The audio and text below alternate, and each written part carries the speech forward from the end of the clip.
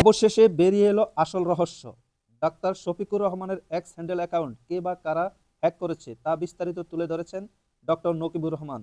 BNP সহ এবং অন্যান্য যে সমস্ত শক্তি এর পিছনে জড়িত সেই বিষয়টি তিনি টাইম টেলিভিশনের সাক্ষাৎকারে বলেছেন এবং টাইম টেলিভিশন অনলাইন সাক্ষাৎকারে তিনি বিস্তারিতভাবে তুলে ধরেছেন। আমরা তার বক্তব্যটি শুনব।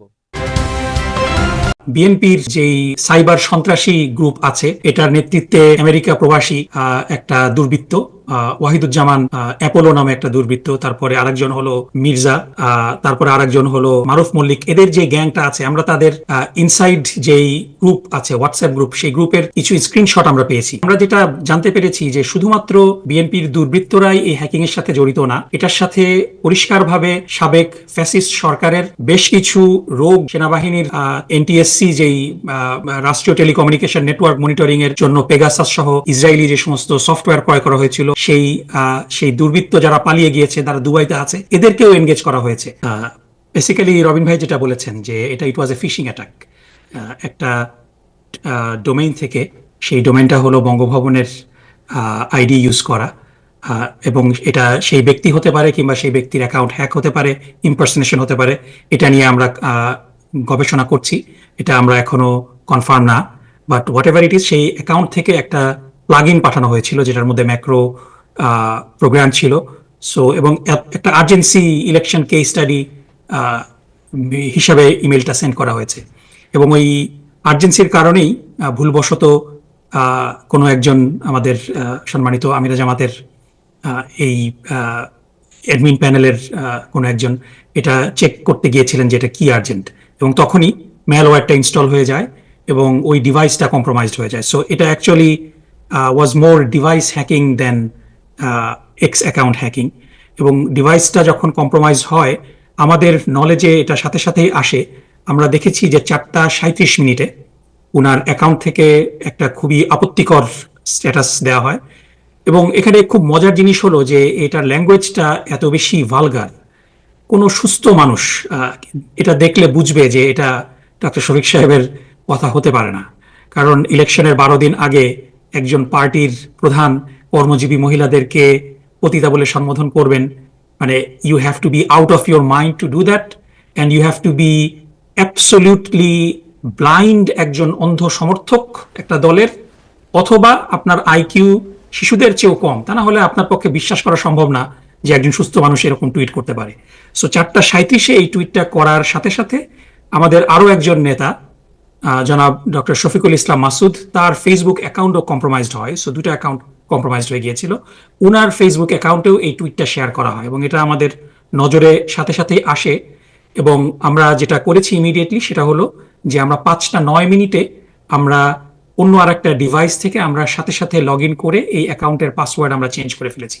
সো রবিন ভাই যেটা বললেন যে এই হ্যাকার অ্যাকাউন্টে ঢুকেছে, এটা দুইভাবে হতে পারে। কোনোভাবে সি প্যানেল দিয়ে তিনি পাসওয়ার্ড রিকভার করেছেন, অথবা ওই ডিভাইসে x account already log in করা ছিল, অনেক সময় অনেক ডিভাইসে লগ ইন করা থাকে, ইদার অর শুধুমাত্র সে একটা স্ট্যাটাস দিয়েছে, অন্য কোনো সেটিং চেঞ্জ করার সে সুযোগ পায়নি, যার কারণে আমরা 5:09 এই অ্যাকাউন্টের পাসওয়ার্ডটা চেঞ্জ করে পুরো কন্ট্রোল নিয়ে নিই, এবং অন্য সমস্ত অ্যাকাউন্ট থেকে, অন্য সমস্ত ডিভাইস থেকে অটোমেটিক্যালি তখন লগ আউট হয়ে যায় আমরা, এবং সেই ডিভাইসটাও আমরা রিবুট করে আমরা পুরো ফরম্যাট করে আমরা রিকভার করেছি।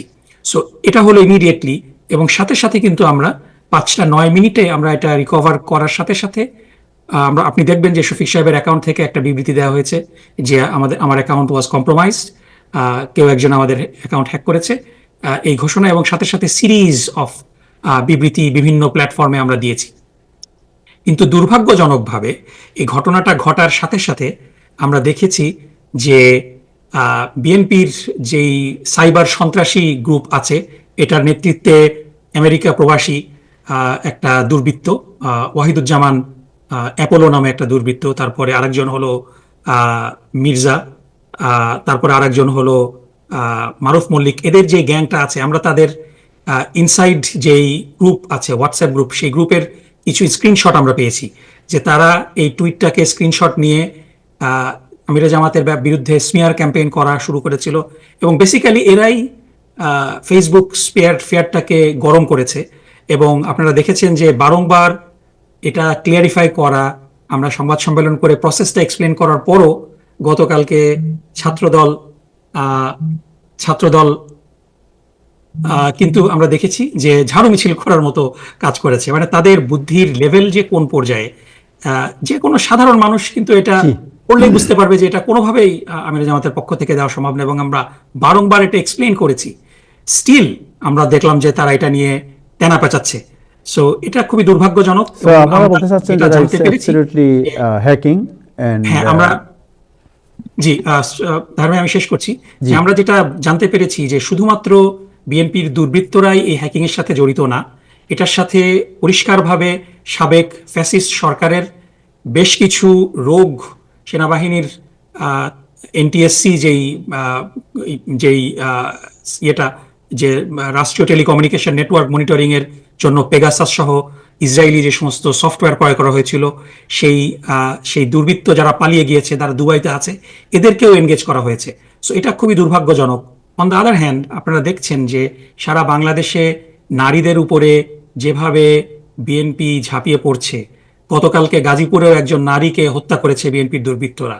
তার আগে আমাদের নারী কর্মীদের উপরে 19 জায়গায় বিভিন্ন রকম হুমকি ধামকি দিয়েছে, ফিজিক্যালি আঘাত করেছে।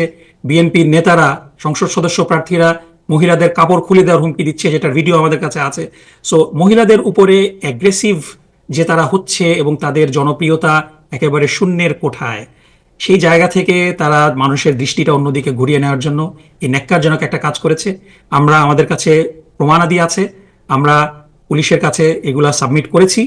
আমরা আশা করি সরকার এ ব্যাপারে ব্যবস্থা নেবে এবং ইমতিয়াজ মির্জা এবং অ্যাপোলো সহ যারা ওয়াহিদুজ্জামান অ্যাপোলো সহ যে সমস্ত দুর্বৃত্তরা এটার সাথে জড়িত এবং গোয়েন্দা সংস্থার সাবেক ফ্যাসিস্ট সরকারের সহযোগী যারা এটার সাথে জড়িত, তাদের বিরুদ্ধে দ্রুত ব্যবস্থা নেবে, এটা আমরা আশা করি।